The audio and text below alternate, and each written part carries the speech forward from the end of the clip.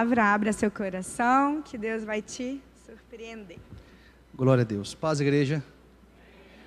Abra comigo a sua Bíblia, Marcos capítulo 1, a partir do verso 21.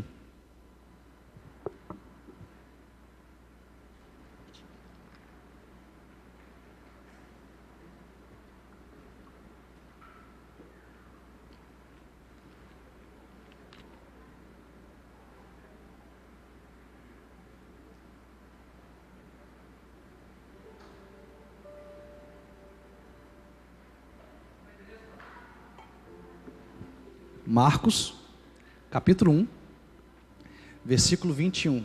Quem trouxe Bíblia, levanta, eu quero ver assim, ó.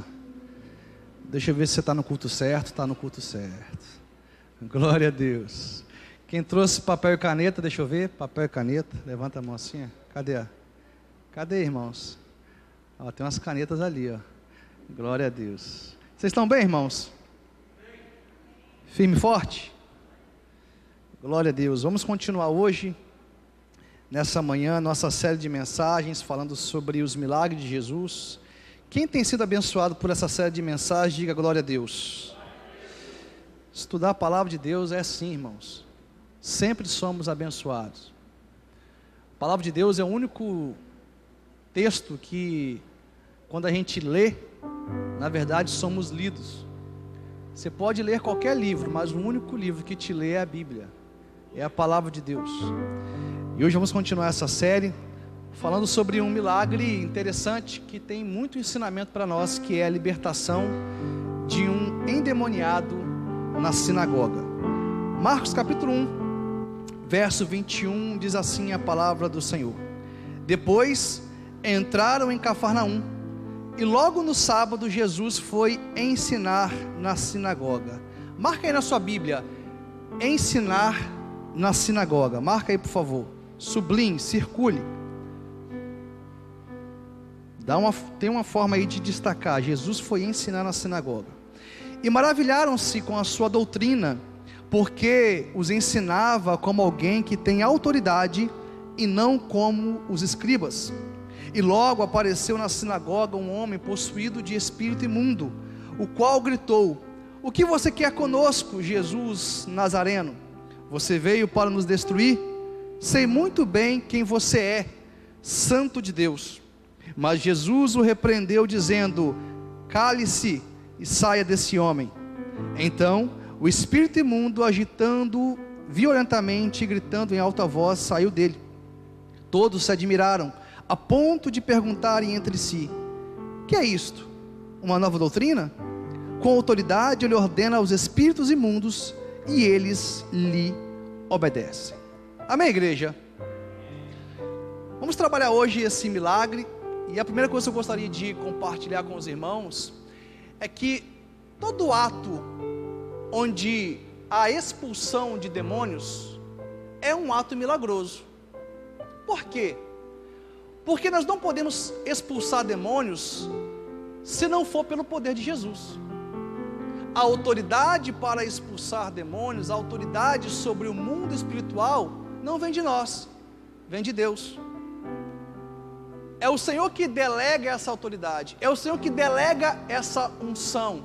Através do nome de Jesus, nós podemos expulsar demônios, podemos exercer autoridade sobre o mundo espiritual. Por isso, nós temos que sempre olhar para esse ato de expulsar demônios como um ato milagroso. É por isso que esse episódio consta no rol dos 35 milagres que Jesus realizou enquanto esteve aqui na terra. Este milagre da libertação de um endemoniado na sinagoga consta tanto nesse texto sinótico de Marcos, que acabamos de ler, quanto no texto sinótico de Lucas. Eu vou usar como base, como referência, o texto sinótico de Marcos, sobretudo porque Marcos faz questão em todo o seu evangelho de enfatizar o poder de Jesus sobre o mundo espiritual. Um dos temas principais, centrais do evangelho de Marcos é a autoridade de Jesus sobre os demônios. Quando nós lemos esse evangelho, a gente encontra ali que dos 19 milagres que Marcos descreve, 4 falam da autoridade de Jesus sobre os demônios, da autoridade de Jesus sobre o mundo espiritual. Em Marcos capítulo 3, do verso 13 ao 19, ali quando Jesus chama os seus 12 discípulos, Marcos faz questão de dizer que Jesus deu aos discípulos poder para expulsar demônios. A ênfase do Evangelho de Marcos fala da autoridade de Jesus. O nosso Senhor, Ele tem autoridade, igreja, sobre o mundo espiritual. Ele tem autoridade sobre principados e potestades. Ele tem autoridade sobre os demônios que muitas vezes tentam contra nós. O nosso Jesus, o nosso Senhor, Ele tem autoridade. A ênfase do Evangelho de Marcos repousa tanto sobre essa questão da autoridade de Jesus, sobre o mundo espiritual e sobre os demônios, que o primeiro sinal poderoso de Jesus que Marcos vai relatar é exatamente esse milagre que vamos tratar hoje. Quando Jesus, ele liberta um homem que estava endemoniado na sinagoga. E aqui nós podemos aprender algumas coisas interessantes.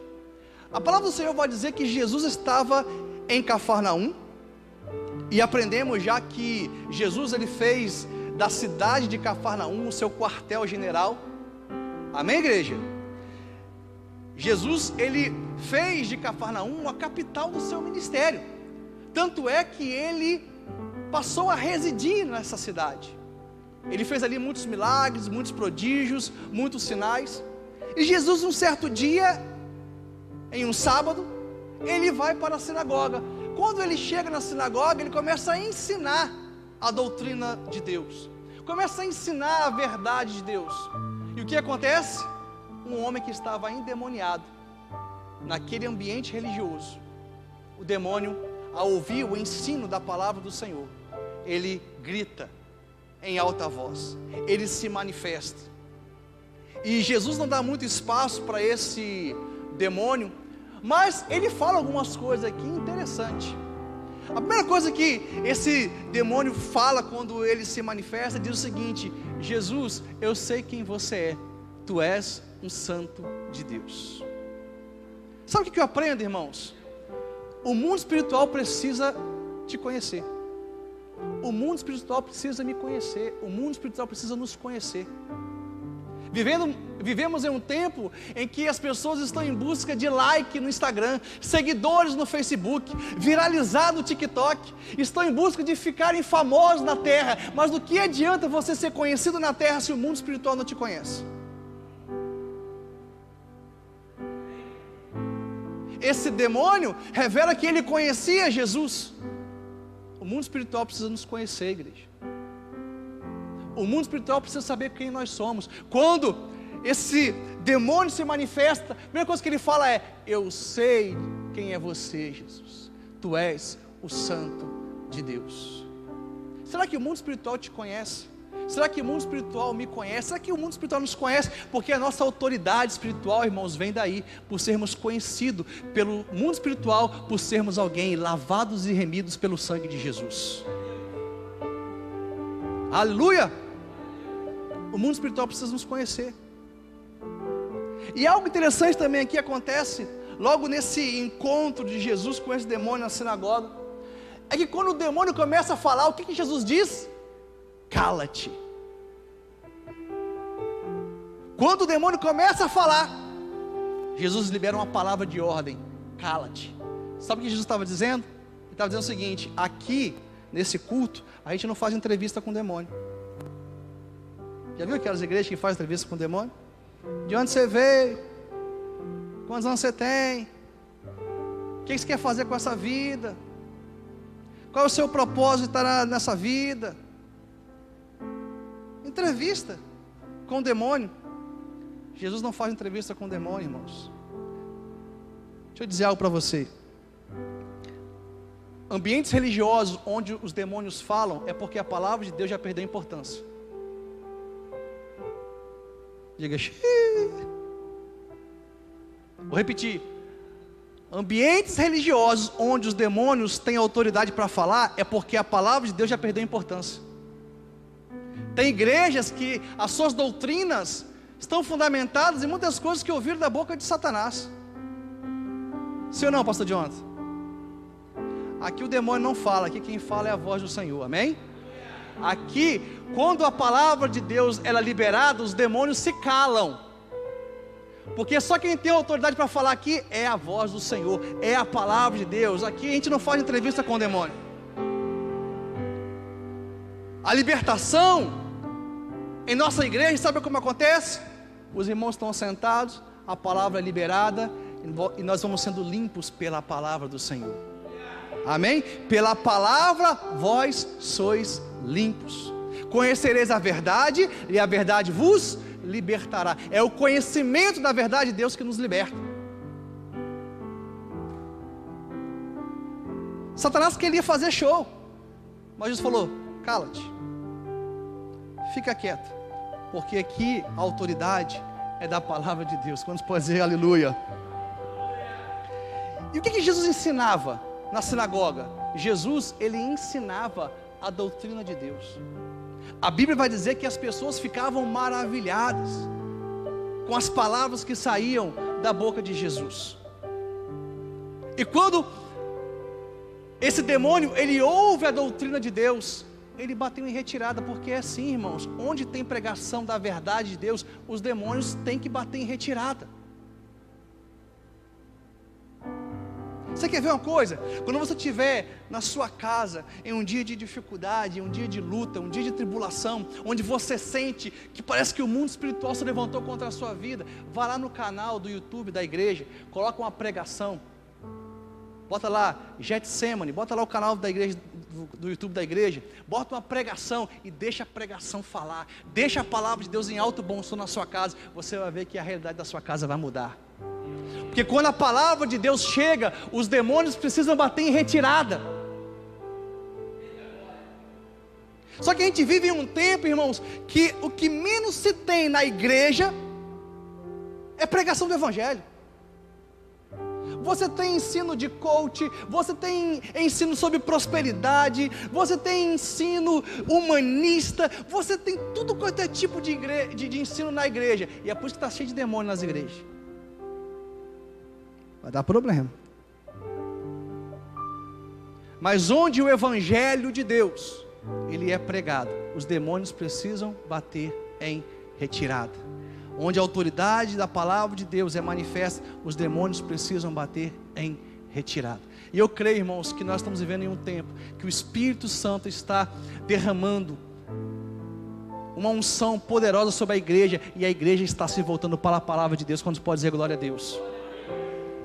Então Jesus aqui estava ensinando a doutrina de Deus, e eu queria falar um pouquinho sobre essa questão das doutrinas que a Bíblia nos relata. A Bíblia relata 4 tipos de doutrina, diga 4 tipos de doutrina. A primeira doutrina que a Bíblia fala, não está aqui numa ordem cronológica, mas a gente vai trabalhar dessa forma. A primeira doutrina que eu gosto de trabalhar com os irmãos, e que a Bíblia faz menção, é doutrina de homens, diga doutrina de homens.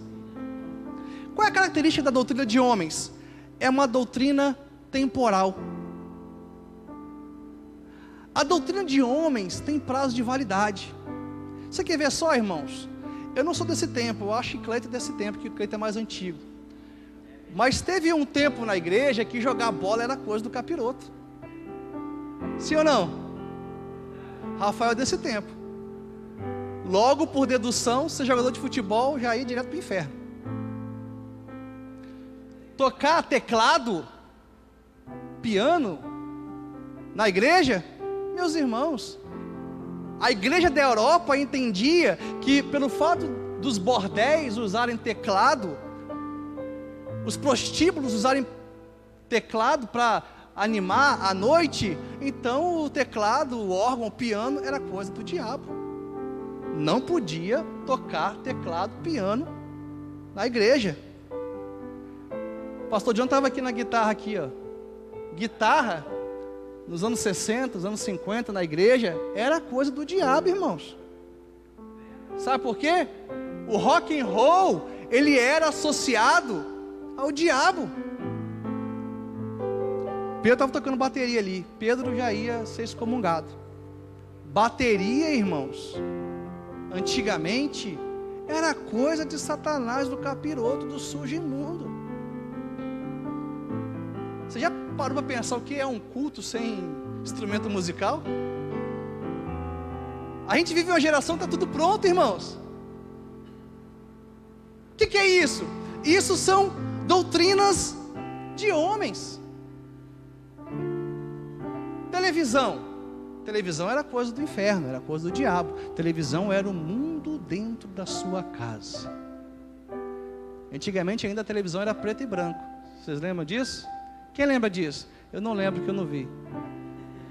Estou brincando com os irmãos. Televisão era preto e branco. Era coisa do diabo, era coisa do inferno. Olha o que está escrito em Marcos capítulo 7, versículo 6. Vamos um pouquinho para frente. Marcos capítulo 7, versículo 6. Diz assim: Jesus respondeu: bem profetizou Isaías a respeito de vocês, hipócritas, como está escrito: esse povo me honra com os lábios, mas o seu coração está longe de mim, e em vão me adoram, ensinando doutrinas que são o quê? Preceitos de quem? De homens. A doutrina de homens, irmãos, não faz de nós adoradores, porque a doutrina de homens só muda do lado de fora, não muda o coração. Eu lembro, não muito tempo atrás, que muitas igrejas ensinavam que ir para a praia era pecado. Mas a Bíblia está escrita em Lucas capítulo 5, Jesus então foi para a praia em Genezaré. Se Jesus ia para a praia, irmãos, nós não vamos? Sabe o que é isso? Doutrina de homens. Ano passado, eu ouvi um pastor ministrando, falando sobre ritmos musicais. Não porque o forró é do diabo, porque o funk é do diabo, porque o samba é do diabo. Irmãos, ouça, não é não. Você pode não gostar, mas não faça do seu gosto uma doutrina, porque isso é doutrina de homens. Eu não sou muito chegado a funk, mas lá em casa os meninos gostam. De vez em quando eu chego em casa, está tocando um funk gospel. Está tocando lá um funk lá que fala de Deus. E está na maior alegria, dançando. Eu não gosto. Agora, não é por isso que eu vou falar que funk é do diabo. Não porque a batida do funk invoca o diabo. Irmão, você pode invocar o diabo ao som de uma valsa. Depende da intenção do seu coração. Depende de quem você está adorando. Depende de quem você está clamando. Não porque lá na África o funk, a batida do funk é usado para invocar demônios. Irmãos, a gente pode tocar um funk aqui e invocar a presença de Deus. Vocês estão com a cara. Sabe o que é isso? É doutrina de homens, irmãos. A palavra do Senhor vai dizer: tudo que tem fôlego, louve ao Senhor. Se tem fôlego, vamos usar para a glória de Deus. Sabe qual é o problema da igreja? A igreja ao longo dos séculos foi entregando para o diabo tudo. Entregou a música, entregou os instrumentos musicais, entregou a mídia, entregou os jornais, entregou tudo. Mas sabe o que eu creio? Que nós estamos vivendo um tempo em que o Senhor está nos fazendo avançar como igreja para tomar tudo de volta. Porque tudo é do Senhor, nada do diabo. O diabo não tem nada não, irmãos. Quantos podem dizer glória a Deus? Então você pode ouvir funk, forró agora. O cuidado que você tem que ter é com as letras. Amém? Se a letra não adora ao Senhor, se a letra te estimula a você ir para o pecado, aí você tem que se abster. O problema é que ao longo do tempo, os líderes, os pastores, foram criando doutrinas de acordo com o seu gosto. Ah, eu não gosto de funk, eu não gosto de rock, eu não gosto de samba, então do diabo. Não, irmãos, isso é doutrina de homens. Colossenses capítulo 2, verso 22, vamos lá. Hoje é culto de doutrina, amém? Colossenses capítulo 2, versículo 22. Quem achou, diga glória a Deus. Colossenses capítulo 2, verso 22. Todas essas coisas se destroem com o uso. São preceitos e doutrinas dos homens. De fato, essas coisas têm aparência de sabedoria, ao promoverem um culto que as pessoas inventam, falsa humildade e tratamento austero do corpo, mas elas não têm valor algum na luta contra a inclinação da carne. Amém? Doutrina de homens tem prazo de validade. Doutrina de homens só tem aparência de sabedoria. Parece que é de Deus, mas não tem nada de Deus. E muitas vezes o povo de Deus vive um cativeiro espiritual por causa de doutrina de homens. Irmãos, teve uma época na igreja que as mulheres não podiam usar calça. Quem pegou essa época? Não podia usar calça, era só vestido ou só saião. Doutrina de homens tem prazo de validade, tem aparência de sabedoria, parece que externa santidade, mas não. Isso não significa, irmãos, que as mulheres cristãs, santas, não vão ter atenção quanto às suas vestimentas, mas a gente precisa entender que não é a sua roupa que faz de você uma mulher santa, mas é o seu comportamento. Amém? Então, a primeira doutrina que a Bíblia fala são as doutrinas de homens. O segundo tipo de doutrina que a Bíblia fala é a doutrina dos hereges. Diga assim, doutrina dos hereges. Apocalipse 2:6, vamos lá, Apocalipse 2:6. Apocalipse 2:6.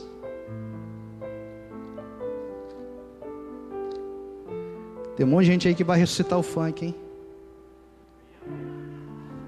Forró, pagode,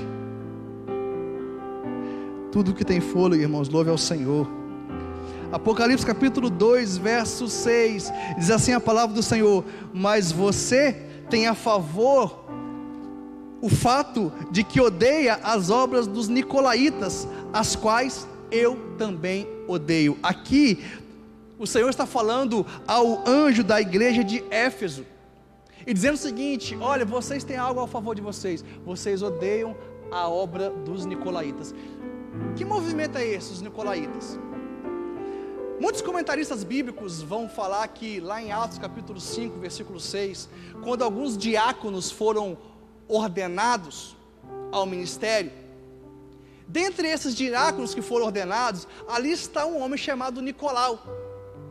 E o que se diz é que esse homem, Nicolau, ele se rebelou contra a doutrina dos apóstolos e passou a difundir um evangelho que não era segundo Deus, mas segundo a sua própria criação, segundo o seu próprio pensamento.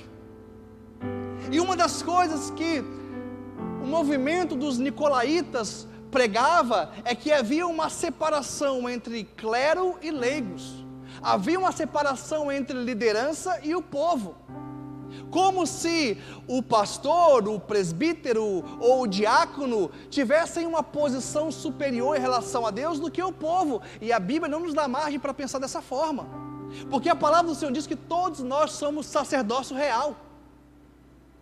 Quantos podem dizer amém? Todos nós somos sacerdócio santo, real. O fato de eu ser pastor não me faz melhor do que você. O fato de alguém ser um presbítero, um diácono, não te faz melhor do que o povo. Todos nós temos livre acesso a Deus, porque todos nós estamos trilhando por um novo e vivo caminho. Todos nós somos lavados e remidos pelo sangue de Jesus. Todos nós podemos nos achegar ao altar do Senhor com autoridade, com confiança, porque o caminho foi aberto para todos nós. Os nicolaítas, a primeira coisa que eles faziam, eles defendiam essa separação entre o clero e entre os leigos, entre a liderança e o povo.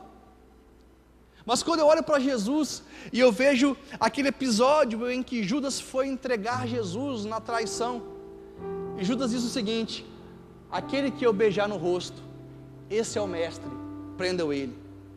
Sabe por que Judas precisou beijar Jesus no rosto? Porque Jesus era tão parecido com os seus discípulos que precisou ser identificado. Pastor tem cheiro de ovelha. Pastor se parece com a ovelha, porque o objetivo dele é trazer a ovelha para perto, trazer a ovelha para o nível que ele está. Essa separação entre pastor e ovelha, líder e liderado, clero e leigos, isso é movimento nicolaítas. É desse tipo de pensamento que tem pessoas que vão para Israel como membro e voltam como apóstolo. Eu já vi pessoas que foram para Israel como membro da igreja e voltou como patriarca. Que unção é essa? Que graça é essa? Vai para Israel como uma pessoa qualquer da igreja, mas volta como querubim. Na verdade está mais para surubim. Movimento que? Nicolaítas. Esse desejo de ser grande. Ouça o que eu vou te falar. O próximo passo depois que você se torna grande é você ser Deus. Cuidado. Vou repetir. O próximo passo depois de você se tornar grande é você ser Deus. Não queira ser grande. Queira ser um homem de Deus, uma mulher de Deus, um servo, uma serva, submisso à vontade daquele que reina sobre nossas vidas. Deus não chamou ninguém para ser grande não, irmãos. Deus nos chamou para sermos filhos, para sermos servos e cumprir o propósito dele em nossas vidas. Aleluia! Mas esse movimento dos nicolaítas ensinava isso. Outra coisa que os nicolaítas ensinavam: conquistar as pessoas por meio da fraude espiritual.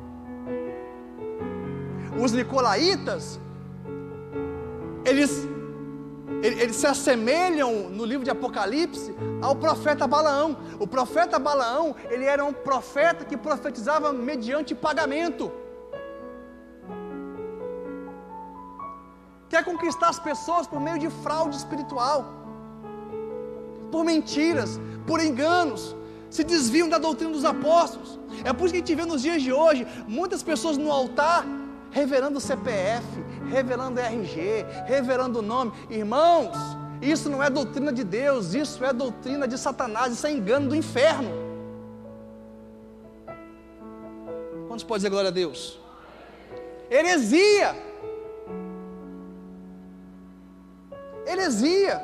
Sai desses lugares. Não dê ouvido para esse tipo de pessoa. Vem para a doutrina de Deus, vem para a palavra do Senhor. Aqui tem vida para você, aqui tem direção, aqui tem revelação, aqui tem tudo que você precisa. Sai da doutrina dos hereges, em nome de Jesus. Quantos podem dizer glória a Deus? Terceiro tipo de doutrina, a doutrina de demônios. Diga assim: doutrina de demônios. 1 Timóteo capítulo 4, vamos lá. 1 Timóteo capítulo 4, verso 1.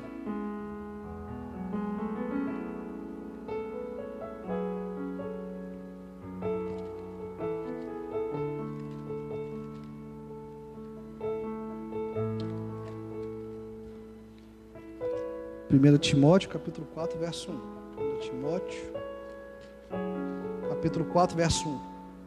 Ora, o Espírito afirma expressamente que nos últimos tempos, quando vai acontecer, irmãos?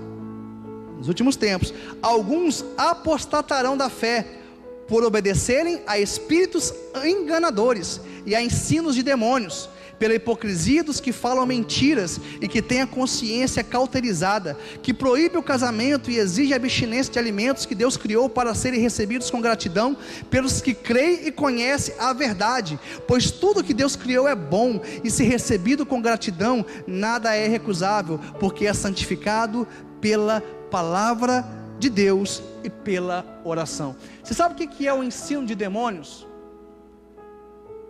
Sabe o que é o ensino de Satanás? É quando você quer transformar o santo no profano e o profano no santo. Aquilo que Deus santificou, você quer tornar profano, e aquilo que Deus profanou, você quer tornar santo. Ensinamento de demônios.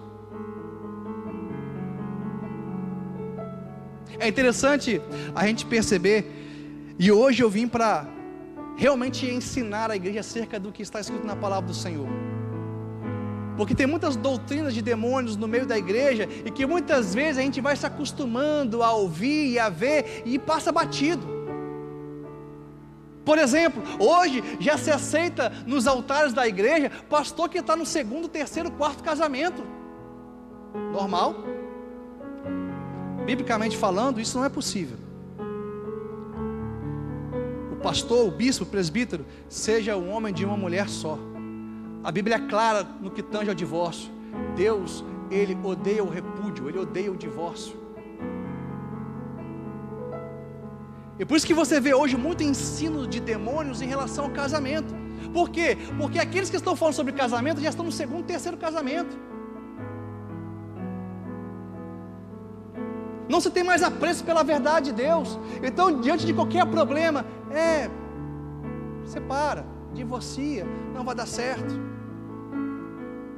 Eu já fui de uma igreja em que a liderança incentivava pessoas a se divorciar, porque um queria o ministério e o outro não. Eu já vi isso acontecer. A mulher não queria o ministério, o homem queria o ministério. Qual foi a orientação? Divorcia, separa. Porque o mais importante é fazer a obra de Deus. A pergunta que eu faço é: que obra de Deus é essa, se você está indo contra a palavra daquele que falou? Que obra é essa, se a nossa maior obra é a nossa família, igreja? Que obra é essa, se a nossa prioridade é a nossa família, é o nosso casamento, são os nossos filhos? Ensino de demônios. É ensino de demônios. Ouça o que eu vou te dizer, igreja: lute pela sua família, lute pelo seu casamento, lute pelos seus filhos, porque esse é o nosso trabalho. Família não dá trabalho, família é o trabalho. Vou repetir, até você dar glória a Deus. Família não dá trabalho, família é o trabalho. Aleluia. Tem pessoas que falam assim, né? Não, porque filho dá trabalho. Nossa, já está bom, né? Filho dá trabalho, irmão. Filho não dá trabalho, não. Filho é o nosso trabalho. É o nosso trabalho. Sabe qual é o meu trabalho, verdadeiramente? É cuidar dos meus 4 filhos, ensiná-los no caminho do Senhor. Essa ideia de que filho dá trabalho faz você dar o seu melhor na rua, e quando você chega em casa, você só dá o pior para os seus filhos. Na rua, faz de tudo para ser agradável com as pessoas, para falar bem, não ser mal interpretado, para ouvir todo mundo, tenta ser conciliador. Quando chega em casa, não tem nada para entregar para a família. Por quê? Para você, filho dá trabalho, irmãos. Vou repetir: filhos são o trabalho. Não dá trabalho, é o nosso trabalho. Glória a Deus. Ensino o quê? De demônios. Ensino de demônios é quando a gente perde a moral. É quando a gente perde a moral. Você quer ver uma coisa que se faz muito? Ensino de demônios na igreja. Junho e julho, vamos fazer uma festa jesulina. Diga misericórdia. Irmãos, crente não comemora festa junina. É uma festa pagã. Vamos fazer aqui um crentão. Misericórdia. Fala assim: xiii, apagou minha fogueira. Estou jogando água na fogueira de alguns aqui nessa manhã, hein? Irmãos, isso é festa pagã. Não significa que a gente não possa fazer algum evento evangelístico, mas a gente não pode se relacionar com festas que se reportam à idolatria. Esse tipo de festa, esse tipo de coisa não é para a igreja. Nós temos as nossas festas, amém? Tabernáculos, a Páscoa e tantas outras festas. A igreja precisa celebrar as festas bíblicas, irmãos, e parar de se relacionar com o mundo, querer ser como o mundo. Não. Eu já participei de festa jesulina, tá? Deixa eu contar uma coisa para vocês. Conheci Virgínia numa festa jesulina. Deus é bom, irmãos. Ela estava lá com o microfonezinho na mão, organizando a festa, liderando a festa. Eu falei, olha, fala bem. Foi a primeira vez que eu vi a Virgínia. Eu sou misericordioso. Agora a gente precisa crescer e avançar, amém? Diga assim, cristão, não celebra festa pagã. O erro da igreja muitas vezes é querer tornar o profano santo. É querer tornar o profano santo. Aquilo que Deus rejeitou, a gente quer dar um jeito de santificar. Deus está levantando uma igreja que entende a palavra do Senhor, amém? Glória a Deus. E a última doutrina, qual era a doutrina que Jesus estava ensinando na sinagoga? A doutrina de Deus, diga a doutrina de Deus. E o que aconteceu quando a doutrina de Deus foi ensinada? O demônio teve que ir embora, o demônio teve que bater em retirada, porque onde a palavra do Senhor é ensinada, os demônios não ficam. Não ficam. Sabe o que me assusta nos dias de hoje? É ver o mundo cantando as nossas músicas, mas não experimentar uma transformação. Cantar músicas que falam de Deus, mas não experimentar uma mudança em suas vidas. Porque as músicas hoje, ditas cristãs, mais afagam o ego das pessoas do que entronizam a Deus, do que adoram a Deus, do que exaltam a santidade de Deus. Isso me assusta. O mundo hoje ouve músicas gospel, mas não tem transformação de vida, porque as músicas hoje não exaltam ao Senhor, não nos chama para o quebrantamento, não nos chama para o arrependimento. Como estão entendendo?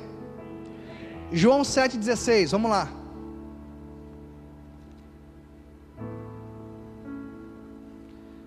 João 7,16.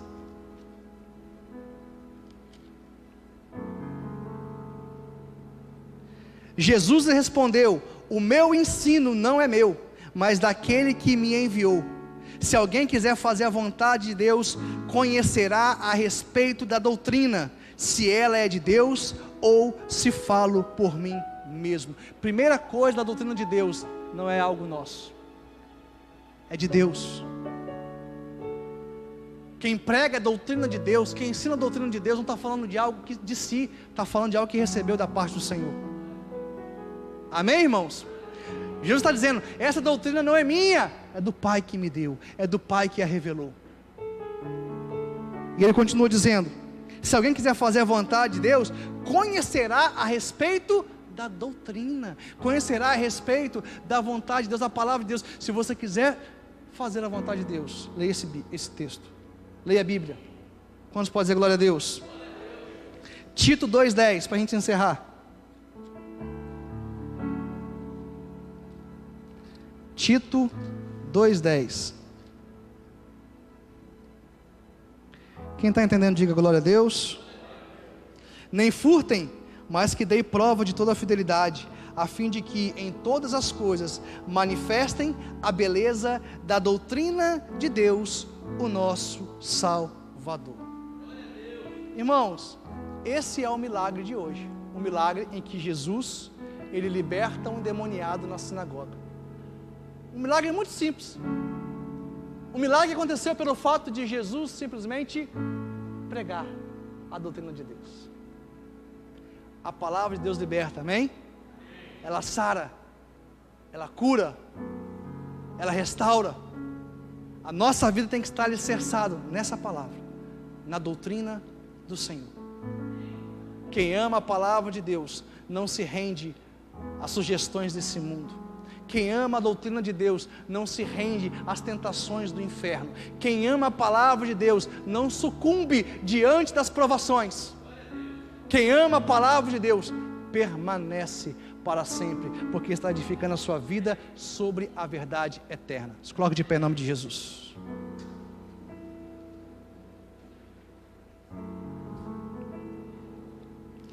Esse é o milagre, irmãos. Esse é o milagre. Onde a palavra de Deus chega, os demônios têm que bater em retirada. Onde o evangelho chega, a limpeza espiritual. A palavra do Senhor diz: pela palavra nós somos limpos. João 17:17 diz: santifica pela palavra, a tua palavra é a verdade. Feche seus olhos em nome de Jesus. Glória a Deus. Vamos adorar o nosso Senhor. Obrigado, Senhor, pela sua palavra nessa manhã. Obrigado, Senhor, pelo teu ensino. Obrigado pela tua sã doutrina que ministrou os nossos corações. Queremos, ó Pai, declarar que a nossa vida está fundamentada na tua verdade. Não nos deixe, Senhor, olhar para a direita e nem para a esquerda. Queremos, ó Pai, olhar para o Senhor, que é o autor e consumador da nossa fé.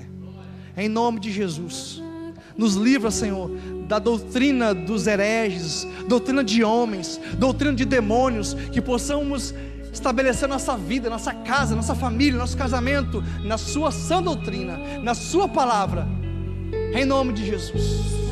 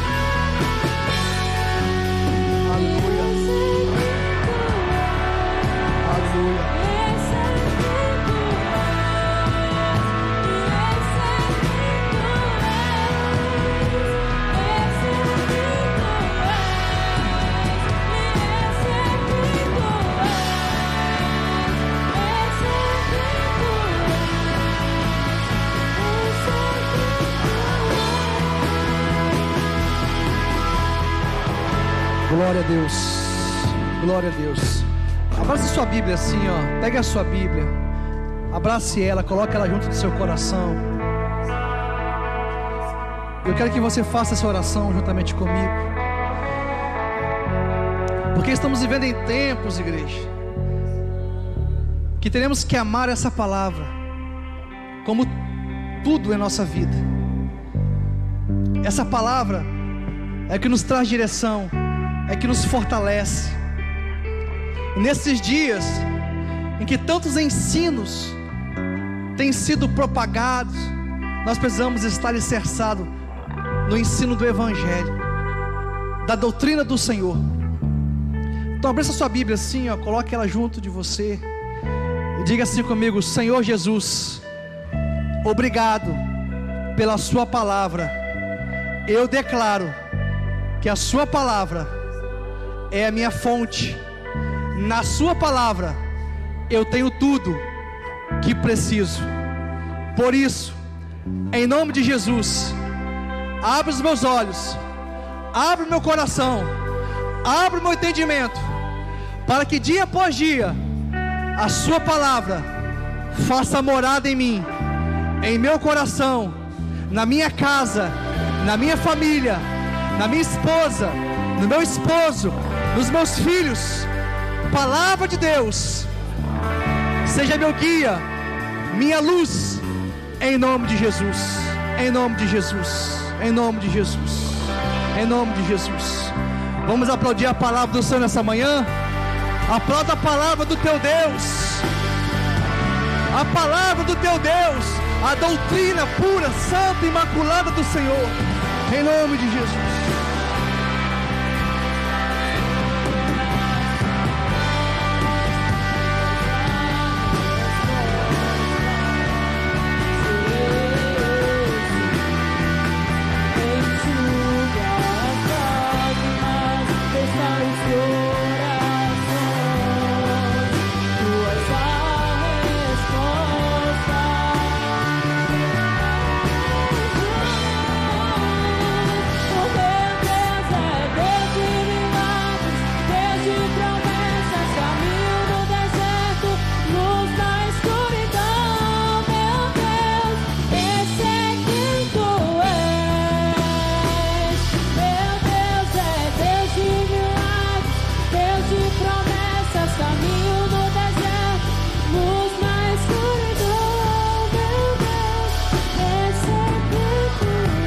Aleluia, glória a Deus, igreja.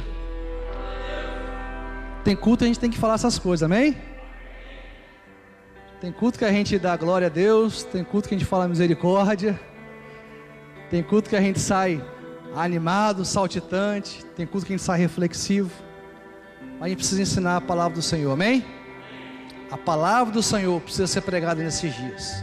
Entregue seu dízimo, sua oferta nesse momento, antes da gente encerrar nossa reunião. Faça isso com alegria. Deus ama a quem dá com alegria. Tem liberdade então nessa manhã para entregar o seu dízimo e a sua oferta ao Senhor em nome de Jesus.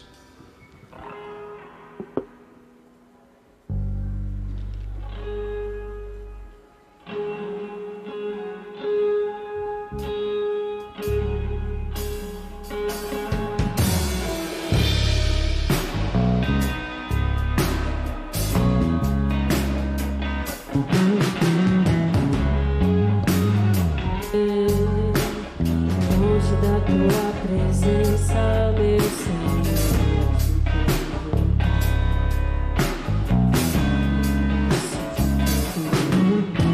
quando eu era feliz, sentia a tua presença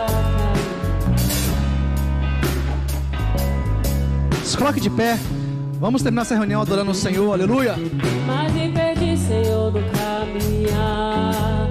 Tentei andar sozinho na aventura dessa vida, foi só ilusão.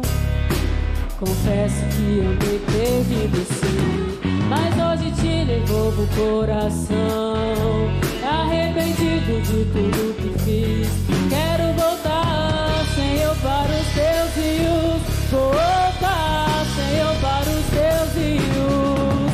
Me molha, me lava, me ensina, me inspira e arde outra vez no meu coração. Me molha, me lava, me ensina, me inspira e arde outra vez no meu coração. Aleluia. Obrigado, Senhor, pelos dízimos, pelas ofertas alçadas no seu altar.